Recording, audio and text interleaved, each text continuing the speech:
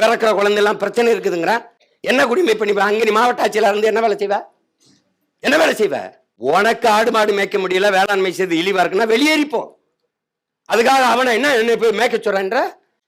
படிச்சவனுக்கு பச்சிக்குமா பச்சிக்காது? அதை பதில் சொல்லு. வேளாண் செய்ய எங்கிட்ட நிலம் இல்லைங்கன்னு சொல்றேன். உன்ட்ட நிலம் இல்லைன்னா குத்தகை கேடு. நிலம் இருக்கிறவன வேலை செய்ய விடு. நிலம் இல்லைன்னா குத்தகைக்கு எடுக்க முடியாதா? இங்க எல்லாரும் நிலம் வச்சு அது பண்றான். ஒத்திக்கு எடுக்கிறான்ல தம்பி. இந்த கட்டடம் உங்கதா? என்ன எப்படி வாங்கினீங்க? வாடகை கேடு. என்ன தம்பி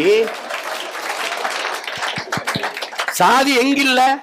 சாதி எங்கில்ல?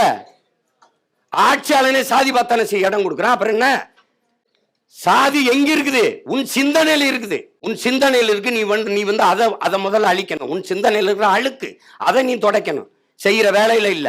ஒத்தது அறிவார் உயிர் வாழ்வார் மற்றெல்லாம் செத்தார்கள் வைக்கப்படுங்கிறான் வள்ளுவன். என்ன செருப்பு தைக்கிறவனும் வேணும், முடிவெற்றவனும் வேணும், துணித வைக்கிற வண்ணாரும் வேணும், பானை செய்யற குயவரும் வேணும், மீன் பிடிக்கிற மீனவனும் வேணும், உணவளிக்கிற உழவனும் வேணும்.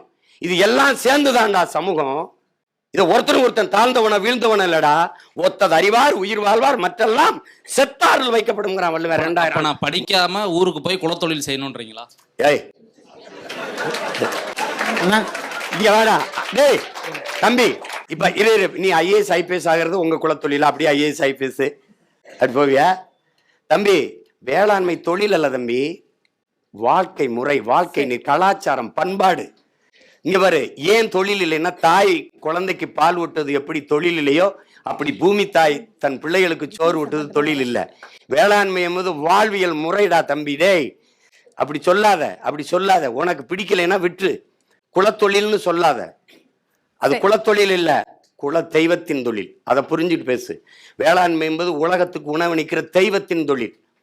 விருந்தோம்பி இல்வாழ்வு இருந்தோம்பி இல்வாழ்வதெல்லாம் விருந்தோம்பி வேளாண்மை செய்தற் பொருட்டு உழவினார் கைமடங்கின் இல்லை விளைவதும் விட்டேம் என்பார்க்கும் நிலை சுழன்றும் ஏற்பின்னதும் உலகம் அதனால் உழந்தும் உழவே தலை. புரியுதா உனக்கு? புரியுதா?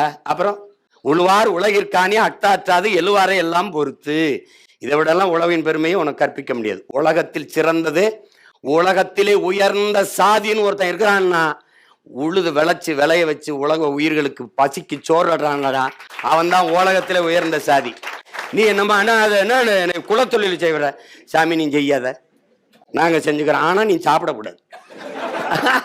இல்ல, ஒரு தெளிவுக்காக தான் அவரு கேட்டிருக்காரு. இது மூலமா ஒரு தெளிவு கிடைச்சிருக்குல்ல.